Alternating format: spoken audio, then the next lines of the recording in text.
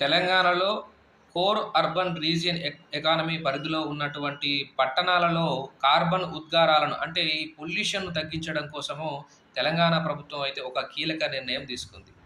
ఈ నిర్ణయంలో భాగంగా Telangana rickshaw electric conversion scheme 2026ని తీసుకువచ్చింది. ఈ స్కీమ్ అమలు కోసము 200,00,00,000 కూడా కేటాయించింది ప్రభుత్వం. అయితే ఈ స్కీమ్ సంబంధించి రవాణా శాఖ జియో 437ను కూడా రిలీజ్ చేసింది. అయితే దీని ముఖ్య ఉద్దేశ్యం ఏందంటే, సాంప్రదాయంగా ఏదైతే పెట్రోల్ తోటి, డీజిల్ తోటి ఆటోలు నడుస్తున్నాయో, ఈ కోర్ అర్బన్ రీజియన్ ఎకానమీ పరిధిలో నడుస్తున్నాయో, ఈ ఆటోలన్నిటిని కూడా ఎలక్ట్రిక్ వెహికల్స్‌గా మార్పు చేయాలనేది ప్రభుత్వం యొక్క ఉద్దేశ్యం.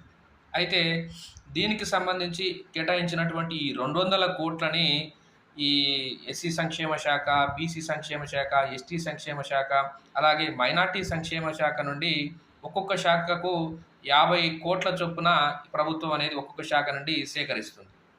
ఈ సేకరించినటువంటి ఈ 200,00,00,000ను ఆయా కేటగిరీలు అంటే ఎస్సీ, ఎస్టీ, బీసీ కేటగిరీల వారీగా మళ్ళీ బెనిఫిషియరీస్‌ని కూడా ఆయా కేటగిరీ వాళ్ళనే సెలెక్ట్ చేసి, వాళ్ళకు ఆటో ఎవరైతే ఓనర్‌లు ఉన్నారో వాళ్ళకు గరిష్టంగా రూ. 1,50,000 చొప్పున సబ్సిడీ ఇస్తుంది ప్రభుత్వం. ఇది తీసుకొచ్చి ఇచ్చినటువంటి సబ్సిడీ తోటి ఆ ఆటోని ఆయన కంప్లీట్‌గా ఎలక్ట్రిఫికేషన్ చేసుకోవచ్చు. లేదంటే ఆయన ఆ ఆటోని రెనోవేషన్ చేసుకోకుండా కొత్త ఎలక్ట్రిక్ వెహికల్‌ని కూడా తీసుకునేటువంటి అవకాశాన్ని ప్రభుత్వం ఇస్తుంది.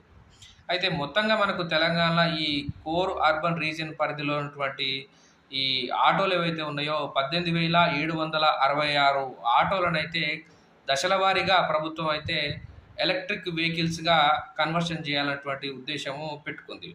అయితే ఇటు డీజిల్ వెహికల్ అయితే 11,254 వెహికల్సు, పెట్రోల్‌తో నడిచేటువంటి వెహికల్లు 7,512 వెహికల్స్‌నైతే డీజిల్, పెట్రోల్ ఆటోలని ఈ ఎలక్ట్రిక్ వెహికల్‌గా మారుస్తుంది ప్రభుత్వం. అయితే ఈ పథకము అయితే డబ్బులు ఇచ్చేటువంటి క్రమంలో ఎటువంటి కరప్షన్ అనేది చోటు చేసుకోకుండా ట్రాన్స్‌పరెన్సీ ఉండడం కోసము ఇచ్చేటువంటి సబ్సిడీ అమౌంట్‌ని ఎవరైతే ఆటో ఓనర్ ఉంటారో ఆ ఓనర్ అకౌంట్‌లోకి డిపాజిట్ చేసేటువంటి విధానాన్ని కూడా ఈ రవాణా శాఖ ప్రభుత్వం, తెలంగాణ ప్రభుత్వం అనేది తీసుకొస్తుంది.